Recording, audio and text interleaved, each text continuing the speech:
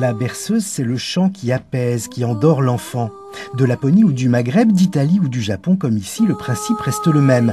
Un chant doux, calé sur le rythme de la respiration. Une rencontre entre l'enfant et sa mère. On pourrait dire que la berceuse, c'est un peu un patrimoine mondial, parce que effectivement, c'est de la transmission orale de génération en génération, depuis sans doute la naissance des hommes et de leur voix.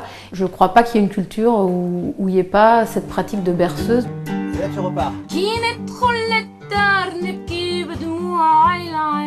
Ce qui est intéressant dans les berceuses du monde, c'est que justement, on n'a pas une approche cognitive, on a une approche du cœur. Et du coup, l'approche du cœur, elle passe par l'intention, l'émotion, la vibration, la musicalité. Et si on ne comprend pas les mots, ça n'a pas vraiment d'importance.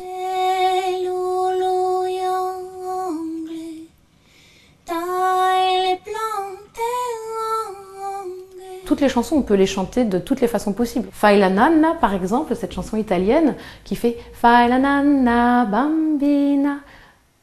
C'est presque une chanson gaie, mais on peut la chanter. Fai la nanna bambina, fai la nanna picciolina. Là, tout de suite, on est dans une autre énergie. Le coup de cœur de l'Académie Charles Cros est bien sûr un coup de pouce pour ce projet mené depuis plusieurs années. C'est aussi une vraie reconnaissance que la chanteuse a encore du mal à réaliser. Ça me dépasse, ça donne une autre dimension à ce travail. J'ai réalisé un jour, je me suis dit, mais il y a des enfants qui vont grandir avec ça. Et un jour, peut-être je les rencontrerai, puis ils me diront, c'est toi qui m'as bercé toute mon enfance. C'est magique, hein. Enfin moi, ça me ferait pleurer.